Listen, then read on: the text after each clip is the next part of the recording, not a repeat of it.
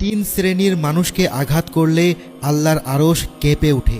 প্রিয় দর্শক, ভুলেও এই তিন শ্রেণীর মানুষকে কখনোই দুঃখ কষ্ট দিবেন না অথবা অবজ্ঞার দৃষ্টিতে দেখবেন না।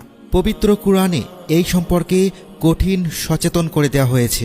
মহান আল্লাহ তাআলা প্রতিবন্ধীদের এত ভালোবাসেন যে একজন অন্ধ সাহাবীকে নিয়ে পবিত্র কুরআনে 16টি আয়াত নাজিল হয়েছে। সেই সৌভাগ্যবান সাহাবীর নাম আব্দুল্লাহ ইবনে উম্মে মাকতুম রাদিয়াল্লাহু তাআলা আনহু। ঘটনাটা এরকম, একদিন রাসূল সাল্লাল্লাহু আলাইহি ওয়াসাল্লাম কুরাইশ গোত্রের কয়েকজন নেতাকে ইসলাম সম্পর্কে বলছিলেন। সে সময় আব্দুল্লাহ ইবনে উম্মে মাকতুম রাদিয়াল্লাহু তাআলা আনহু এসে হাজির হলেন। তিনি বললেন, ইয়া রাসূলুল্লাহ, আল্লাহ আপনাকে যা শিক্ষা দিয়েছেন তার থেকে কিছু আমাকে শিখিয়ে দিন। রাসূল সাল্লাল্লাহু আলাইহি ওয়াসাল্লাম একটু বিরক্ত বোধ করলেন, তবে তার কথায় কোনো গুরুত্ব না দিয়েই কুরাইশ নেতাদের সঙ্গেই কথা চালিয়ে গেলেন। কুরাইশ নেতাদের সঙ্গে আলোচনা শেষ করে রাসূল সাল্লাল্লাহু আলাইহি ওয়াসাল্লাম যখন বাসায় যাওয়ার জন্য প্রস্তুতি নিচ্ছেন, তখনই আল্লাহ ওহী নাজিল করলেন। আল্লাহ বলেন, তিনি ভ্রু কুঞ্চিত করলেন এবং মুখ ফিরিয়ে নিলেন, কারণ তার কাছে এক অন্ধ আগমন করল। আপনি কি জানেন, সে হয়তো পরিশুদ্ধ হতো অথবা উপদেশ গ্রহণ করত এবং উপদেশ তার উপকার হতো, পরন্তু যে বেপরোয়া আপনি তার চিন্তায় মশগুল। সে শুদ্ধ না হলে আপনার কোনো দোষ নেই। যে আপনার কাছে দৌড়ে আসলো মতো অবস্থায় যে সে ভয় করে, আপনি তাকে অবজ্ঞা করলেন। কখনো এরূপ করবেন না, এটা উপদেশ বাণী। অতএব যে ইচ্ছা করবে সে একে গ্রহণ করবে।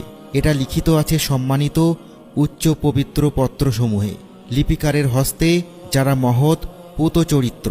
সূরা আবাসা আয়াত 1 থেকে 16। ধর্ম নিয়ে জানার আগ্রহের কারণে মহান আল্লাহ তাআলা আব্দুল্লাহ ইবনে উম্মে মাকতুম রাদিয়াল্লাহু তাআলা আনহুকে মর্যাদা দিয়ে কুরআনের আয়াত নাজিল করেছেন। এরপর থেকে রাসূল সাল্লাল্লাহু আলাইহি ওয়াসাল্লাম আব্দুল্লাহ ইবনে উম্মে মাকতুম রাদিয়াল্লাহু তাআলা আনহুকে দেখে খুব সম্মান করতেন। তিনি এলে ডেকে কাছে বসাতেন, কুশল জিজ্ঞেস করতেন এবং কিছু প্রয়োজন থাকলে তা পূরণ করতেন।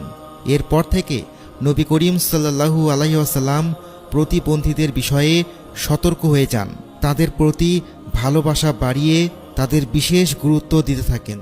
বলা হয়ে থাকে, তিন শ্রেণীর মানুষ এমন রয়েছে যাদেরকে আঘাত দিলে আল্লাহ তাআলার আরশ কেঁপে ওঠে।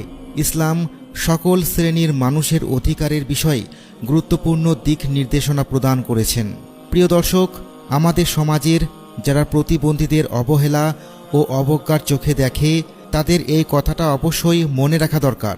আল্লাহ চাইলে যে কোনো সময় যে কোনো সুস্থ সবল একজন মানুষকে শারীরিক সক্ষমতা হারিয়ে প্রতিবন্ধী করে দিতে পারেন।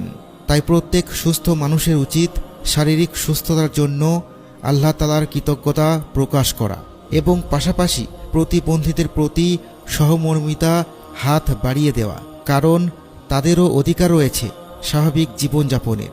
ইসলামে প্রতিবন্ধীদের বিষয়ে সচেতন হওয়ার জন্য অত্যন্ত গুরুত্ব সহকারে দিক নির্দেশনা দিয়েছে।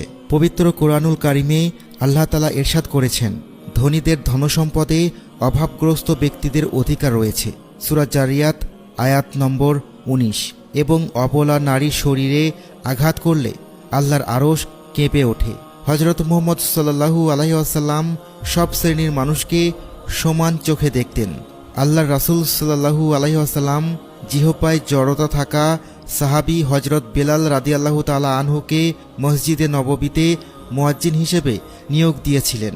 দৃষ্টি প্রতিবন্ধী সাহাবী হযরত আব্দুল্লাহ ইবনে মাকতুম রাদিয়াল্লাহু তাআলা আনহুকে নবী করিম সাল্লাল্লাহু আলাইহি ওয়াসাল্লাম দুইবার মদিনার অস্থায়ী শাসনকর্তা হিসেবে নিযুক্ত করেন।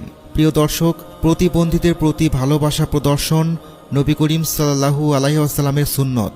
যেখানে নবী করিম সাল্লাল্লাহু আলাইহি ওয়াসাল্লামকে আল্লাহ তাআলা সতর্ক করেছেন, সেখানে সাধারণ মানুষ প্রতিবন্ধীদের প্রতি উদাসীনতা দেখলে নিশ্চয় আল্লাহ অসন্তুষ্ট হবেন।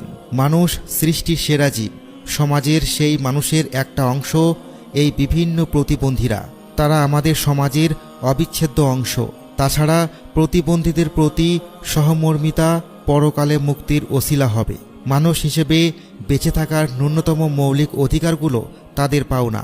তাই প্রতিবন্ধীদের প্রতি আন্তরিক ভালোবাসা প্রদর্শন ও ও সহানুভূতিশীল হওয়া অত্যাবশ্যক, যেমনটি হজরত মুহাম্মদ সাল্লাল্লাহু আলাইহি ওয়াসাল্লাম বলেছেন, তোমরা ক্ষুধার্তকে খাদ্য দাও, অসুস্থ ও প্রতিবন্ধী ব্যক্তিদের খোঁজ খবর নাও এবং বন্দী মানুষদের মুক্ত করে দাও।